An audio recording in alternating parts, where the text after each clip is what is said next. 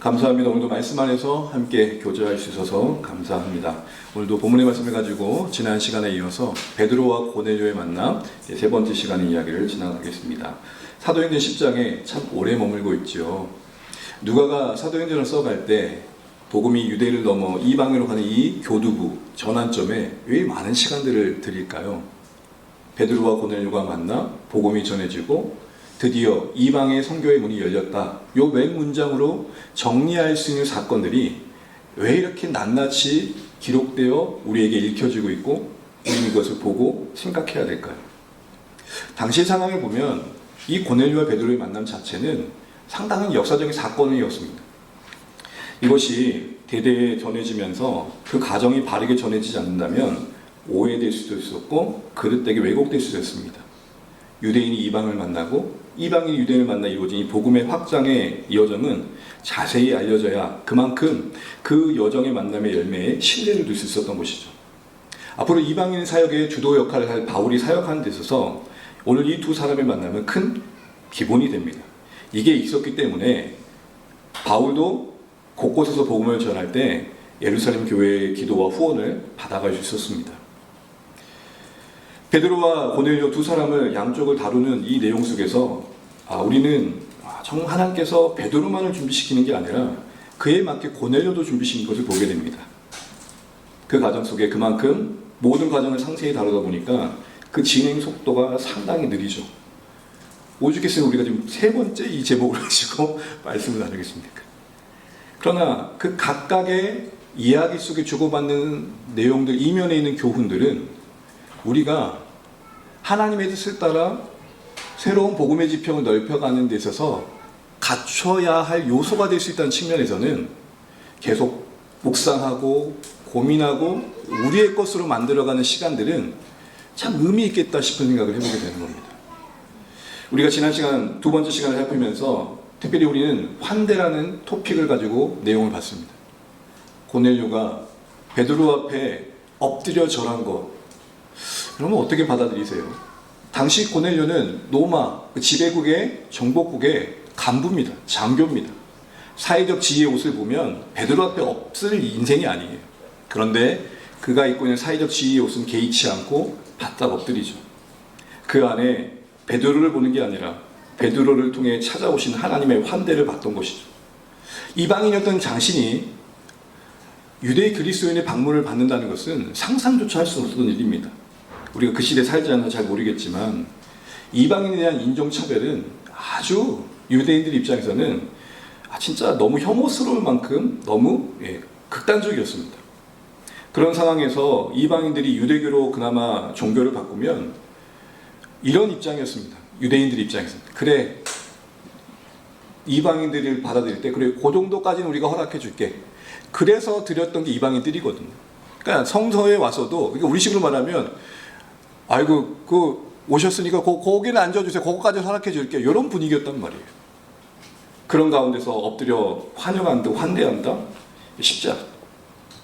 베드로 또한 사도로서 무언가 권위의식이 있을 뻔했는데 이방인 고넬료의 엎드림을 당연시 여기지 않고 일으켜줍니다. 일어나라 말해도 됐을 텐데 붙들어줍니다. 붙들어줬다는 건 접촉이 있었다는 겁니다. 여러분, 유대인이 이방인을 접촉한다? 상상조차 할 수 없는 거예요. 유대인들은 이방인을 개로 받고 지옥불 장작으로 여겼습니다. 그렇게 혐오스럽게 여기는데 무슨 접촉이 있겠어요? 부정하게 여겼단 말입니다. 파격적으로 베드로는 그를 붙들어 일으켜주면서 이런 말을 하죠. 나도 사람이다. 여러분, 이거 가만히 묵상해 보십시오. 생각할 게 참 많아집니다. 나도 사람이다. 나도 사람이다. 나도 하나님 앞에선 한 인생이다. 은혜가 필요하고 긍휼이 필요하다. 당신과 같은 동등한 존중받을 인생일 뿐이다. 이렇게 얘기를 합니다. 이방인 입장에서는 이 말이 얼마나 놀랍게 들렸을까요? 같은 은혜가 필요한 존재로서 서로를 가슴 깊이 긍휼히 여기고 따뜻함으로 존중해 줄 필요성을 이 말씀을 통해 알아가게 되었을 겁니다. 그리고 이 모든 행동들의 이면엔 숨겨진 동기, 바로 하나님 앞에서 있었기 때문이었죠. 하나님 앞에서 백부장도 사도도 유대인도 이방인도 겉옷일 뿐 그리 중요하지 않았던 겁니다. 여러분, 우리는 다양한 옷을 입고 있습니다. 그런데 신자들은 그 옷을 보는 게 아니라 그 옷에 숨겨진 얼굴을 볼 줄 알아야 됩니다. 명예의 또 다른 말은 얼굴을 세워주는 겁니다. 그런데 우리는 그 겉옷에 그 얼굴을 못 보죠.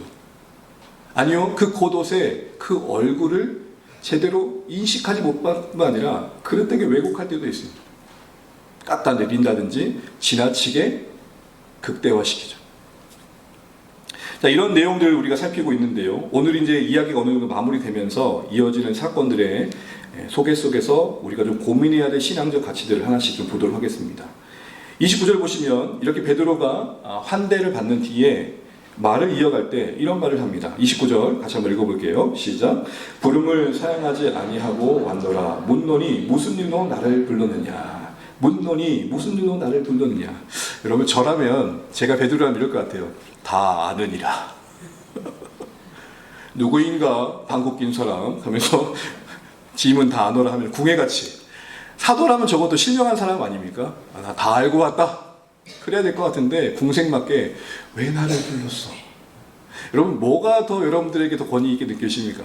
여러분, 제가 다 압니다. 와, 왜 저를 만나자고 하셨나? 뭐가 더 여러분에게 더 신령하신가요? 여기서 신령함을 찾는 것 자체가 여러분 신앙이 잘못된 겁니다. 그러니까 자꾸 점치는 대로 가시죠. 다 본다는 사람 가시고 다 들었다는 사람한테 가시고 그러지 마세요. 그거 대부분 다 구라예요. 구라에 계시니까 구라까지 갈 필요 없잖아요. 말도 안 되는 얘기를 하고 있어요 지금. 사랑하는 주안의 가족 여러분, 사도는 자신의 궁금함을 겸손히 묻고 있습니다. 여러분, 신앙은 인간적인 겁니다. 그러면서 또한 주목해 볼 표현은 그 질문 자체가 우리에게 알려주는 게 뭐죠? 가이사랴에 오기까지 그는 지금 자신이 왜 가야 되는지를 모르고 왔다는 겁니다. 되려 베드로 입장에서는 자신을 청한 하인들을 보내면서까지 자신을 오라고 했던 고넬료가 더 많은 정보를 알고 있을 거라는 생각하는 건 당연시하겠죠. 여러분, 저와 여러분 관계 속에서 제가 먼저 부른 게 아니라 여러분 저를 먼저 불렀어요. 그럼 저는 5만 가지 생각을 하겠죠. 아씨, 또 교회 나간다 그런 거 아닌가? 이러고 있고 5만 가지 생각한단 말이에요. 근데 뭐라고 얘기해요? 왜 부르셨나요? 왜 만나죠 하시는데 물는 거 제일 당연한 거잖아요. 왜요? 그분이 더 많은 정보를 갖고 있을 거니까. 그런데 여러분, 이게 베드로 입장에서는 좀 답답한 일이었어요. 알지 못하고 여기까지 왔다? 사실 여러분, 우리 인생의 가장 힘겨움은 바로 이거 아닙니까? 과거의 시간을 되돌아보면 후회와 아쉬움이 있지만 돌이킬 수 없다는 안타까움이 있고, 미래를 바라보면 불확실함에 불안전해져요. 세월이 쌓여간다고 해서 미래 예측이 더 현명해지는 게 아니잖아요. 뭐 맷집은 커질지 모르지.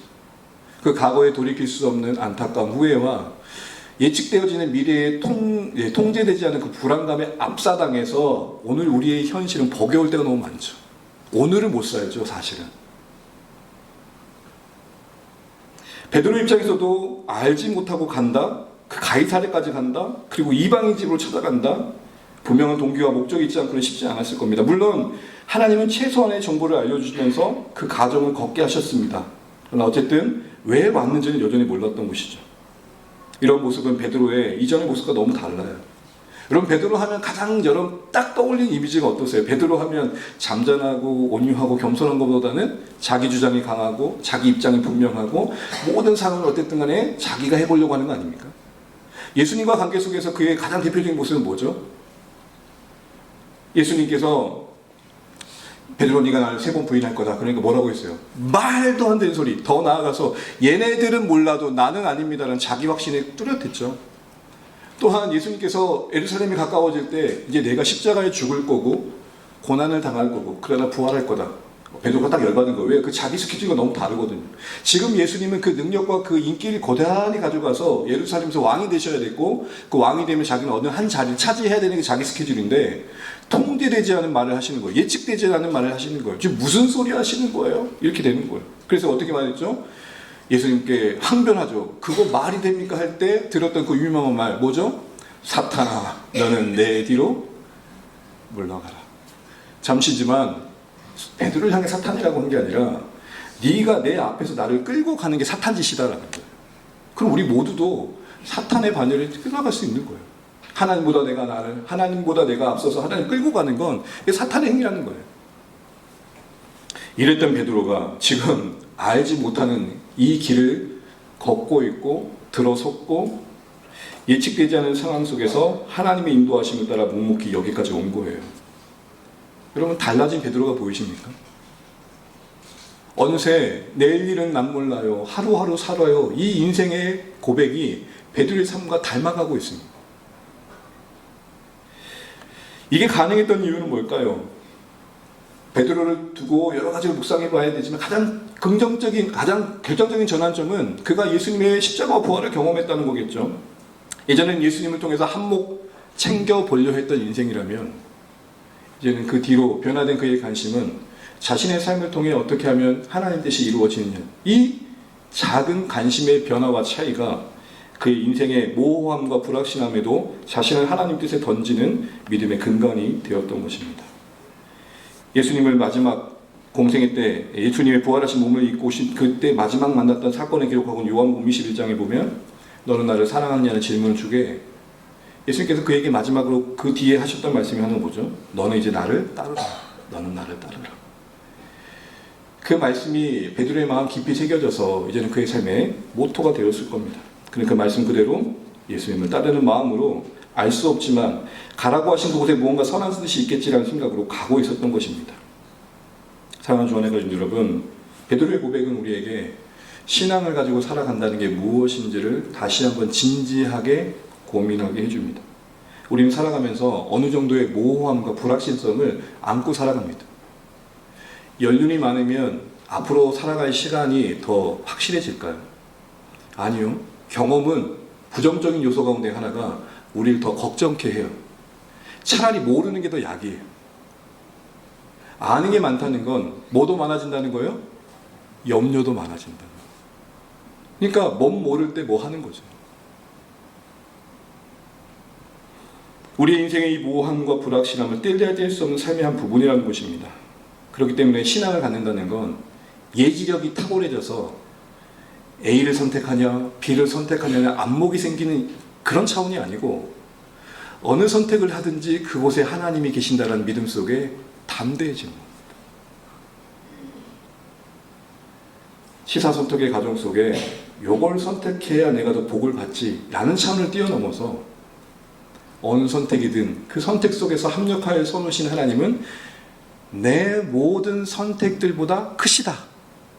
이 말인 즉슨 우리가 한쪽을 택했을 때 우리 하나님 이런 분이 아니시라는 거예요. 야, 연목사 이쪽이었는데 너 참 그런 분 아니시라는 거예요. 더 쉽게 말씀드리면 야, 나는 짬뽕인데 너는 왜 짜장 먹는데, 이런 분 아니시라는 거예요. 우리의 인생은 베드로의 고백 속에 확인하는 것처럼 이런 모호함과 불확실함을 안고 살아가는데 알고 가란 것이 아니라 크신 하나님의 뜻 안에 있음을 믿고 순종해 가다 보니 알게 되어지는 겁니다. 사랑하는 주 안의 가족 여러분, 순종을 통해 한 걸음 한 걸음 묵묵히 인생을 걸어가는 중에 알게 되어진 하나님의 신실한 뜻들이 많아지시기를 간절히 축복합니다. 대소리 요리 문답, 웨스트민스터 대소리 요리 문답만큼이나 우리의 개혁신앙의 가장 중요한 교리 문답의 내용 중에 하나가 하이델베르크라는 교리 문답이 있습니다. 그 일문 일답은 이렇습니다.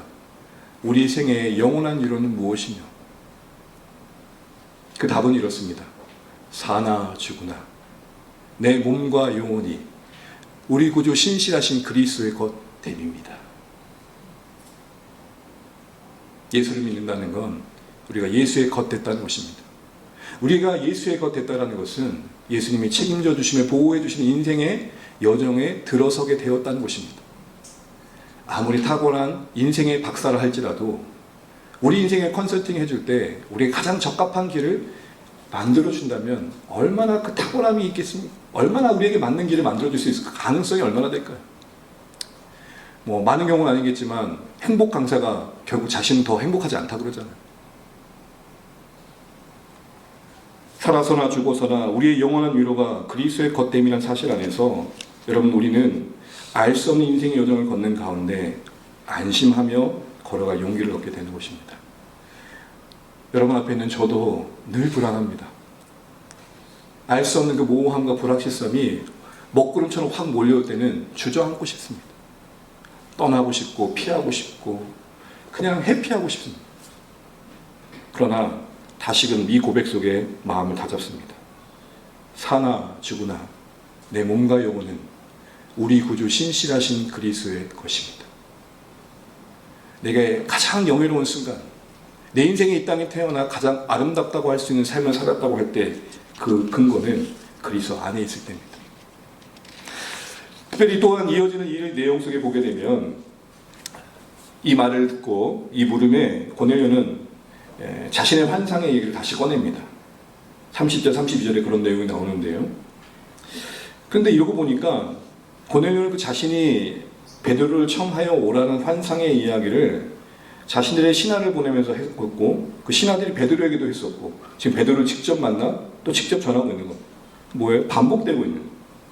베드로에게 직접 자신이 이 베드로를 초대하게 된 경위를 설명하면서 환상의 이야기를 또 꺼내고 있는 것이죠. 여러 번 반복된다는 것은 어떤 의미가 있을까요? 적어도 오늘 이 사도행전 10장 안에서 고넬료가 본 환상이 재차 반복되고 있는 이유는 그것이 단순한 개인의 착각이 아니었다는 것입니다. 하나님께서 그 꿈을 통해 환상을 통해 지금 이 만남을 주도해 가시고 계시다는 사인이었습니다. 다시 말해 신뢰할 만하고 참으로 중요한 가치가 담겨있는 하나님의 뜻을 증거하는 방편임을 확인시켜주는 내용이 반복 속에 있다는 것입니다. 근데 주목할 점은 그렇게 보니까 거듭 반복할 때마다 대상이 달라져요.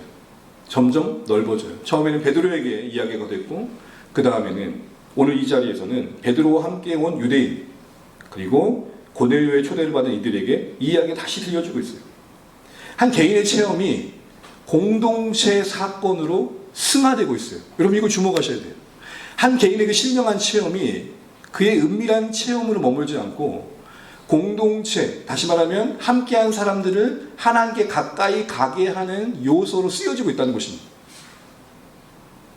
다시 말해 고넬료의 환상의 체험을 들었던 이들에게는 그 함께한 모임의 자리가 이게 우연이 아니구나. 이게 베드로와 고넬료가 짜고치고 기획한 게 아니구나. 하나님이 우리를 이곳에 모으셨구나를 알게 하는 내용이 뭐예요? 그 환상의 이야기. 들을 때마다 뭘 느껴요? 하나님이 이곳에서 우리를 향한 일이 있어서 모이게 하셨구나를 확증해 주는 것이죠. 고넬료의 신앙의 체험이 그 자신의 신령함을 드러내는 어떤 우월함의 수단과 방편이 아니라 함께했던 모든 이들의 유익한 자선으로 쓰여지고 있는 것, 여러분 이거 주목하셔야 됩니다. 고넬료의 환상 체험이 반복되고 있는 건 그것이 공동체 안에 공유되면 공유될수록 그들의 만남이 기획된 게 아니라 하나님의 주관한 사건이라면서 알게 하신다는 것이죠. 우리가 어떻게 서로 만나 이렇게 연결되었는지를 이렇게 받아들이도록 했다는 것입니다. 하나님이 우리를 이렇게 연결시켜 주셨다. 여러분 우리의 주안에게 첫 걸음 걸을 때 수련회 때 나눴던 말씀이 뭡니까? 우리를 불러 교제케 하신 하나님은 미쁘시다. 우리를 불러서 교제라는 그리스도의 몸으로서 함께 사역하고 동역하는 관계를 묶으신 하나님의 부르심에 신실하심, 거기에 우리의 첫걸음이 있었습니다. 그걸 말마다 확인시켜주고 다시 격려해주고 그래서 그들의 인생에 또 서로의 인생에 하나님의 은혜가 떠나지 않도록 도와주는 게 여러분 우리의 나눔의 내용의 목적이 되셔야 됩니다. 고넬료가 환상을 봤다라는 건 자기 자랑의 수단이 아니었고 듣는 모든 이들이 공동체 속에서 하나님이 우리와 함께 하심을 확인하는 방편이었다는 것. 오늘 현실적으로 우리에게 와보면 교회마다 간증을 참 많이 해요. 그렇죠? 간증이 뭐 나쁜 거예요. 자기들이 하나님 경험한 걸 나누는 건데. 그런데 문제는 뭐냐면 이 간증의 문제점이 뭐냐? 간증을 듣다 보면 그 자신은 정복, 자신을 드러낼 생각은 없는데 그 간증 스토리가 돌아다니면서 그 사람을 너무 명예롭게 해주는 거예요. 그리고 듣다 보면 평범한 사람은 간증도 못하는구나 이런 생각을 하게 된다. 간증의 목적은 뭐죠?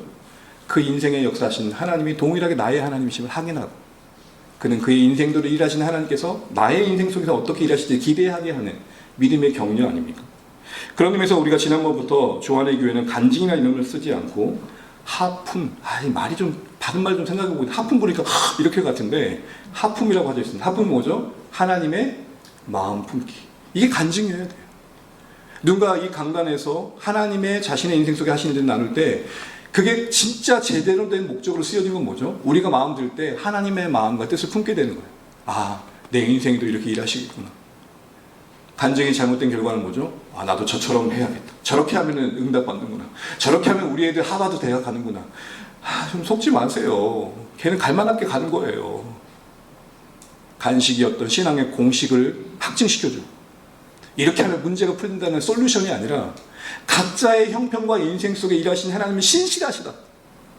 그 신실하신 하나님이 나의 하나님이시다. 그 안에서 내가 해야 될 걸음을 찾는 거예요.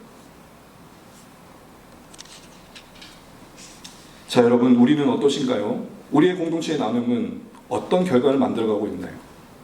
생명부지인 우리가 함께 하나님의 부르심 속에 만났다는 걸 확인시켜준 나눔인지, 그래서 우리가 하나님께서 하시고자 하는 큰 그림에 부름받아 존재하고 있는 것을 확인시켜주고 격려가 되고 있는지를 돌아보시면 좋겠습니다.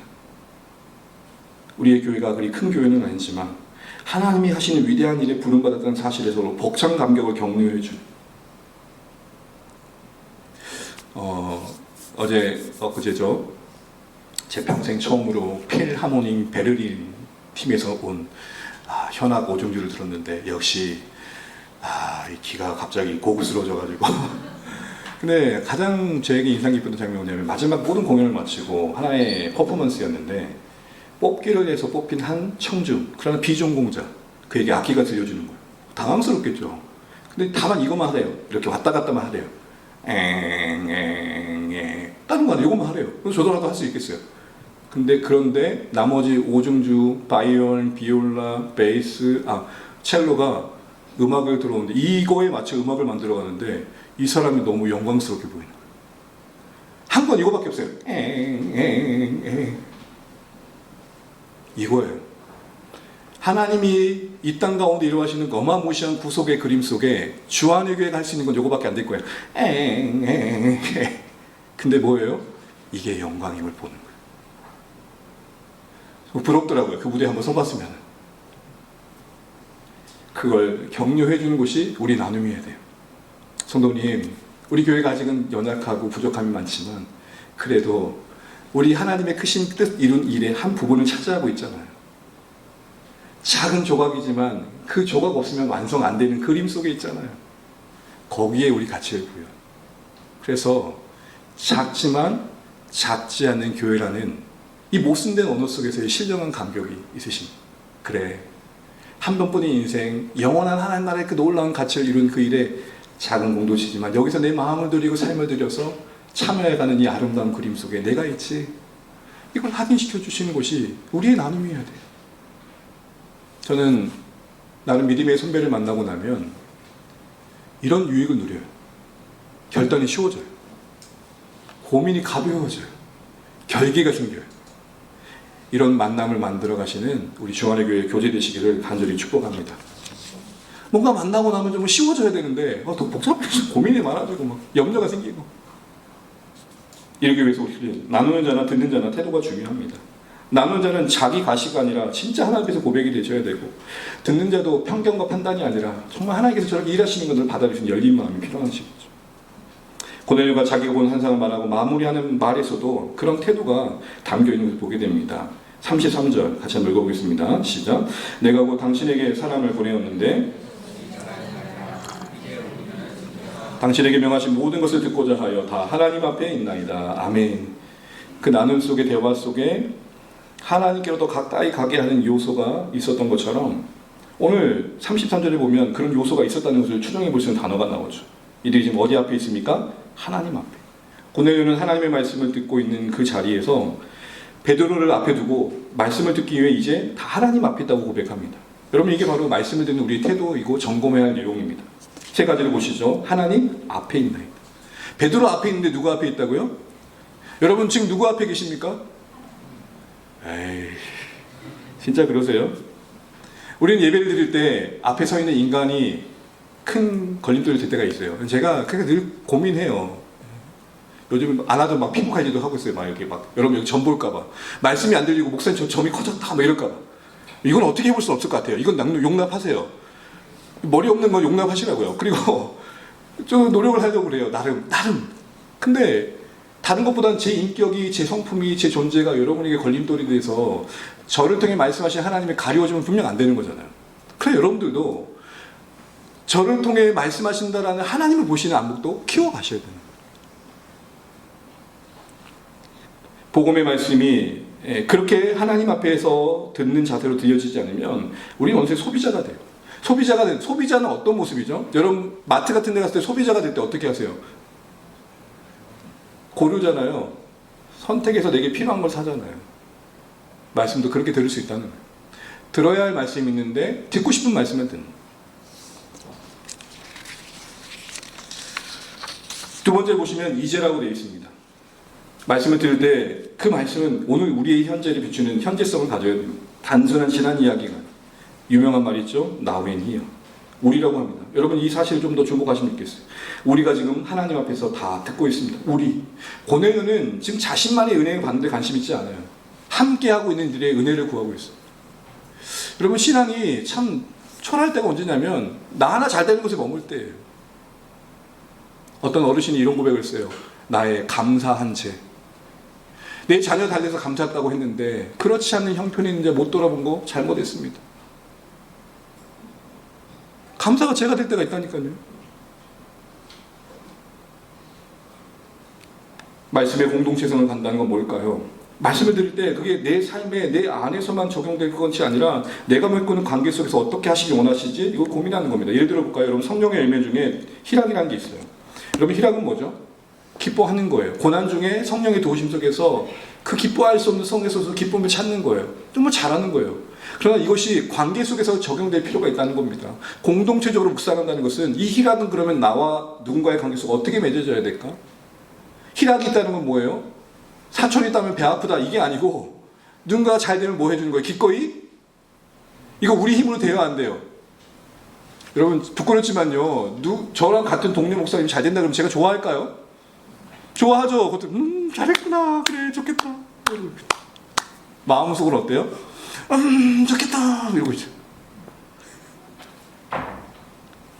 성령의 열매가 관계 속에서 어떻게 맺고 있는지 확인하는 거죠. 사랑하는 주안의 가족 여러분, 하나님 앞에 이제 다 우리가 모여 있습니다. 말씀이 우리로서 들리는 은혜가 있으시길 바랍니다. 나 하나 은혜 받고 끝나는 게 아니라 함께하는 공동체가 이 말씀 속에 젖어서 같이 가면 좋겠다. 그러기 위해서 우리는 작은 적용을 하나 부탁드립니다. 예배 전에 여러분 우리 마음을 위해서 기도해 주시고 공동체가 함께 말씀 앞에 서는 그 마음을 위해 기도해 주십시오. 또한 묵상하실 때 이게 나에게만 어떻게 들려지는 게 아니라 내가 이 말씀 속에서 함께하는 성도들에게 이웃들에게 어떻게 다가가야 될까 이것도 고민해 보십시오. 이런 이후에 또 하나의 말씀을 할 때 고넬료는 베드로에게 이렇게 말합니다. 오셨으니 잘하였습니다. 다시 저는 오늘 말씀드리기에 이게 제일 많이 머물렀던 말씀입니다. 오셨으니 잘하였습니다.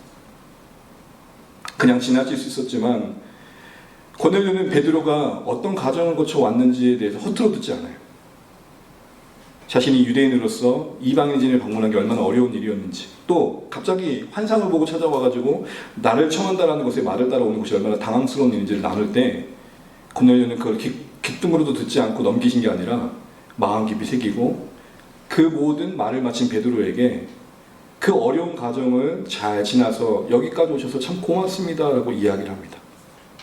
가이사랴까지 온 그 수고를 알아주고 있고 그 과정 속에 베드로가 겪었어야 할 불편함을 이해해주고 있고 쉽지 않을 상황 공감해주고 있습니다. 알아주며 이해하며 공감, 아리공. 네. 알아주고 이해해주고 공감해주고. 여러분 가끔 가까운 관계에서 불편할 때가 뭐예요? 상대방이 내 얘기를 허투루 들은 것 같을 때.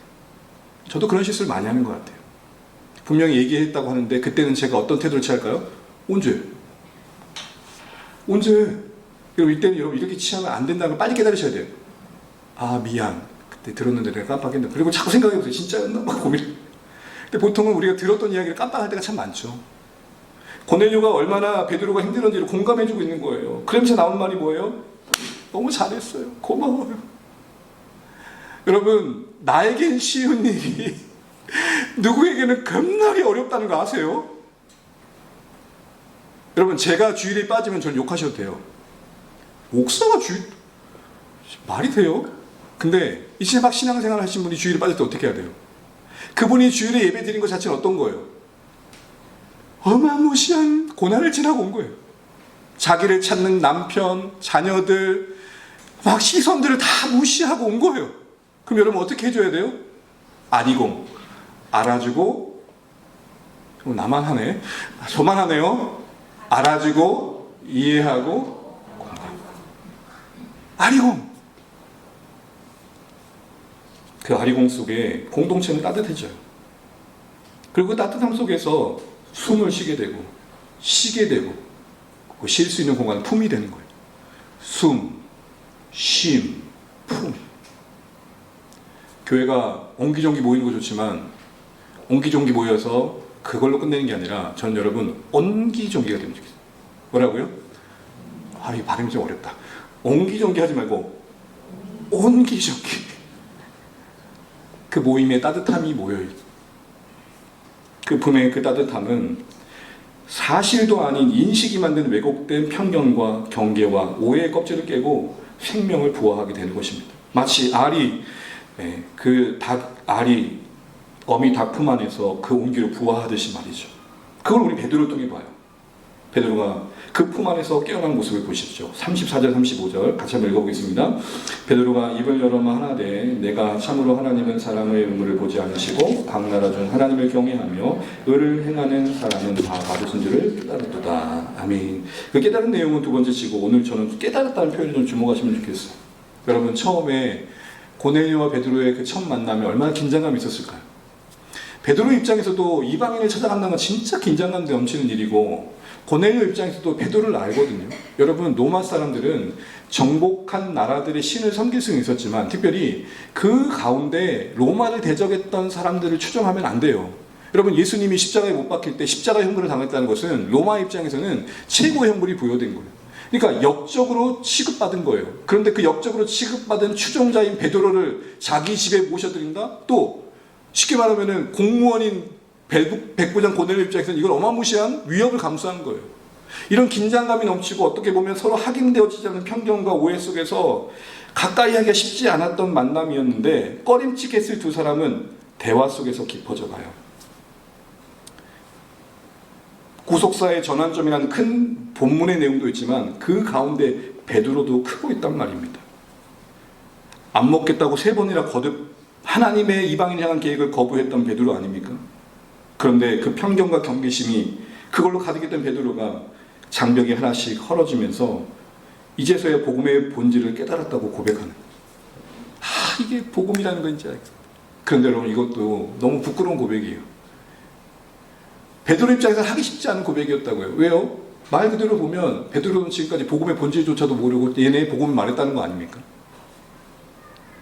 하기 쉽지 않았다는 게 이해되시죠? 사도로서 지금까지 복음을 전하면서 자신이 지금 부족한 가운데 알지도 못하고 전했다고 인정하는 꼴이 되었기 때문입니다. 여러분 인정하는 게 그리 쉽던가요? 제가 미안합니다. 제가 틀렸습니다. 이거 고백하는 거 쉬워요? 어려워요? 어려우시잖아요. 지금 말 못하시잖아요. 죄송합니다. 제가 틀렸습니다. 미안합니다. 여러분 이런 면에서 저를 위해 기도해 주셔야 돼요. 교육자인 제가 자꾸 저 자신을 인정하지 않는 쪽으로 가잖아요. 망조가 된 거예요. 저라고 뭐 신입니까? 저도 사람이잖아요. 그런 저를 향해 여러분 기도해 주실 때 가장 절실한 기도는 뭐냐? 알게 되었을 때, 깨닫게 되었을 때 인정하는 심령 일치하게 해달라고 기도하셔야 돼요. 저뿐만 아니라 우리 모두가 그럴 때 하나님은 우리 공동체에서 진정함을 만드시는 거예요. 여러분 이거 진짜 잊지 말고 기억하시면 좋겠습니다. 인정하는 곳에 진정이 깃드는 거예요. 고넬료는 베드로의 수고를 인정해줬어요. 베드로는 고넬료의 만남 속에 자신이 복음에 대한 온전한 이해에 이르지 못했음을 인정했어요. 이 인정들이 모이니까 그 공동체의 진정한 의미가 담기는 거예요. 교회가 그리스도의 몸이라고, 가족이라고, 하늘의 식구라고, 가족 그 이상의 가족이라고 말은 하지만 왜 자꾸 이렇게 겉돌까요? 인정이 안 되는 거예요. 인정이 안 되는 거예요. 우리가 인정하고 그래서 진정한 공동체를 만들 때 우리 하나님 앞에서 참 잘했다 칭찬받을 겁니다. 누가 우스갯소리로 이런 얘기를 하더라고요. 이 땅에서는 뭐뭐 하는 척 하다가 결국 하나님 앞에서는 뭐뭐 할 걸 한다는 거예요. 그러니까 천국에 웃음소리가 들리는데요. 껄껄껄껄. 근데 그 껄이 어떤 웃음이냐면 기도할 걸, 말씀 들을 걸, 전도할 걸, 섬길 걸.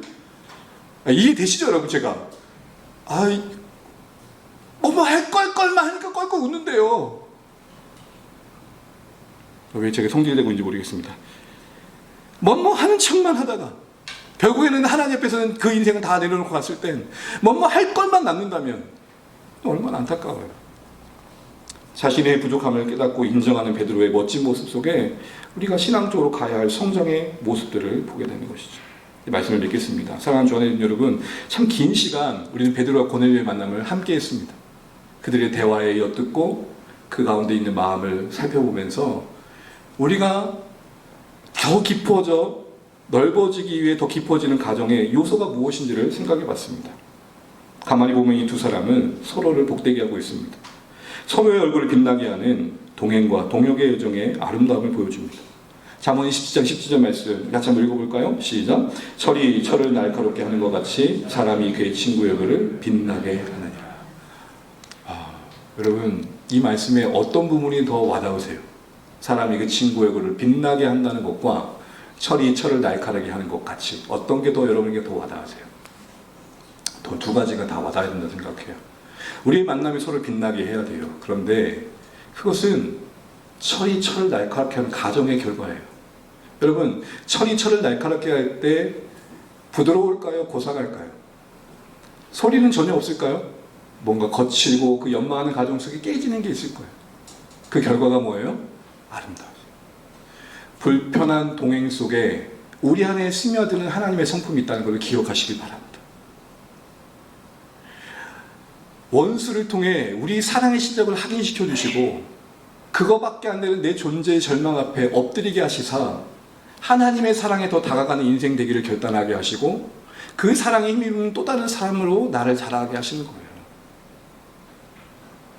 사랑은 우리에게 이해할 힘을 갖게 이해하려는 마음을 갖게 하지만 그 이해는 그 사랑을 지속하게 한다는 측면에서 우리는 그 반복된 과정 속에서 더 깊어지는 관계와 아름다워진 열매를 맺는 것이죠. 한 예를 들고 말씀을 정리하겠습니다. 여러분, 이게 2018년도의 영화인데 혹시 보신 분 계실까요? 화면 보여주세요. 화면, 네. 그린북이라는 영화인데 보시게 되면 이 포스터를 보시게 되면 흑인 하나, 백인 하나가 등장합니다. 그렇죠? 흑인, 백인. 이 그린북이라는 영화 제목 자체, 이 그린북이 뭐냐면 1960년대를 배경을 합니다. 이때 이 그린북은 여행을 떠날 때, 미국 전 지역의 여행을 떠날 때 흑인들은 갈 수 있는, 흑인들에게 허용된 식당, 카페, 숙소를 말하는 거예요. 우리 여행지가 보면 맛집 지도 있잖아요. 그것처럼 흑인들이 어디 떠날 때 인종차별 속에 있었던 그 시대엔 이 북을 꼭 챙겨가 이게 생명이었던 거예요. 아니면 엉뚱한 데 갔다가 어떻게 돼요? 백인들한테 구타당하는 거예요. 그런 배경 속에 되어진 영화인데요. 이탈리아계 난민의 백인 토니와 흑인의 셸리가 함께 만나는데 이 두 사람의 두 세계관이 만나서 기대하지 않은 또 우정을 만들어가요. 네, 서로가 처음에는 백인이 흑인을 보는 입장과 흑인이 백인 입장 속에서 서로 막 이렇게 갈등을 해요. 특별히 이 백인을 한 토니는 인종차별주의자예요. 얼마나 혐오스러운 발언을 하겠어요. 대화 속에서, 이해 속에서 우정이 만들어가지는 아름다운 이야기예요. 보다 보면 마음이 따뜻해집니다. 그런데 그 가운데 토니가 이런 말을 해요. 뭐 같이 한번 그 다음 보여주세요. 읽어볼게요. 시작. 세상에는 첫발을 내딛기 두려워하는 외로운 사람들로 가득해요. 이건 자신의 무뚝뚝한 이면에 갇혀진 내면의 외로움을 고백한 거였어요.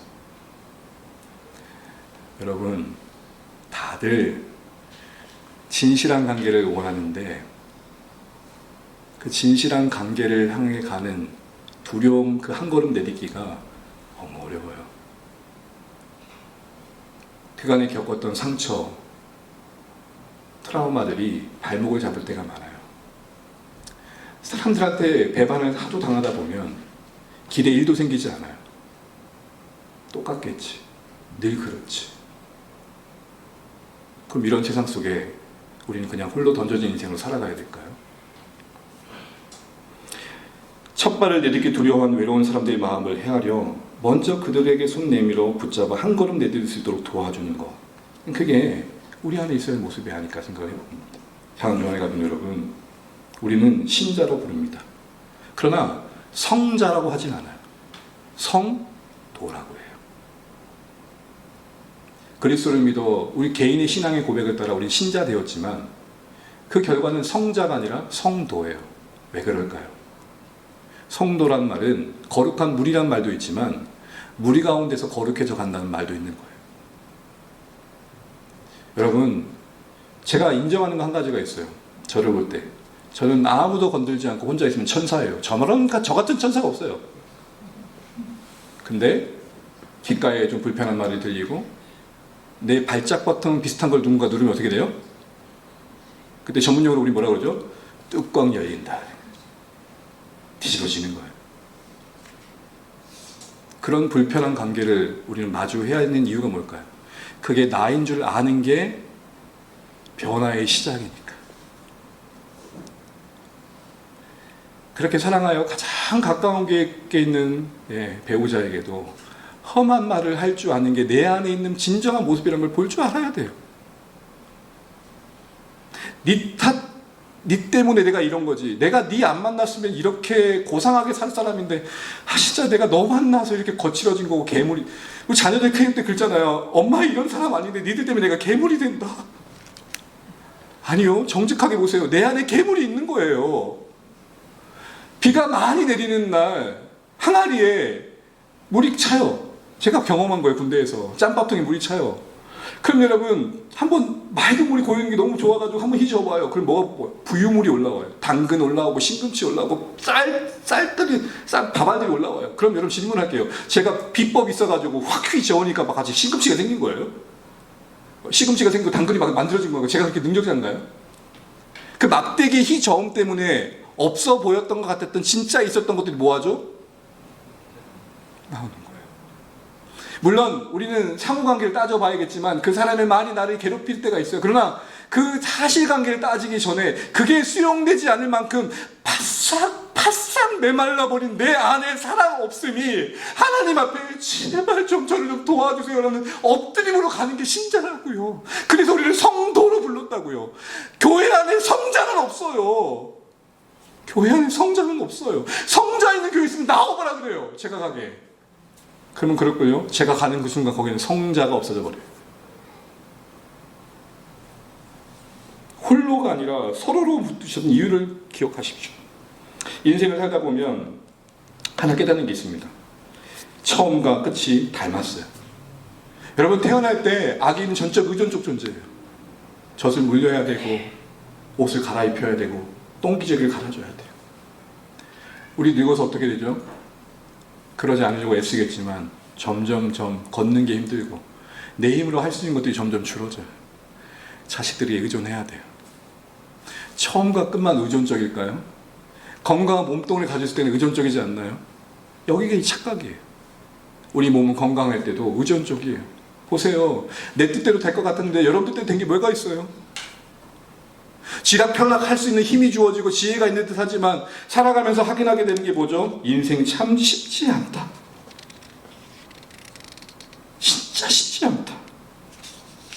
잘해낼 것 같았는데 그렇지 않다. 그래서 인생이 철들어간다는 건 뭔지 아세요? 기본적으로 홀로 설 줄 알아야 돼요. 그리고 내가 누리고 있는 것들이 누군가에게 그 누림으로써 제공되어야 돼요. 기댈 수 있도록 자리를 내주셔야 돼요. 더 나아가 이거 한 가지도 기억하십시오. 나도 누군가에겐 기댈 줄 알아야 돼요. 그런 관계가 필요해요. 억착같이 살수록 나는 넘어질 일이 없다고 생각할수록 우리 마음 깊이 차곡차곡 덮어두었던 서러움과 외로움과 안타까움을 나눌 진실한 관계를 만들어갑니다. 저는 주안의 교회가 쉽지 않겠지만 그런 공동체가 되면 좋겠어요. 쉴 수 있는 곳, 숨 쉴 수 있는 곳, 그래서 품이 되는 곳. 거친 경쟁의 세상 속에 낙오된 것마도 정말 서러운데 풀리지 않는 인생 문제 만져봐도 너무 버거운데 교회 안에서마저도 경쟁을 해야 되고 목장 숫자 가지고 경쟁해야 되고 전도 숫자 가지고 경쟁해야 되고 왜 그런지 모르겠어요. 열심 중요하죠. 능력 중요하죠. 결과 중요하죠. 그러나 하나님이 우리 안에 맺히고 싶은 열매는 뭘까요? 내 안에 하나님의 사랑이 새겨지고 그 잃어버렸던 하나님의 형상을 따라 살아가는 삶의 그 모습 아니겠습니까?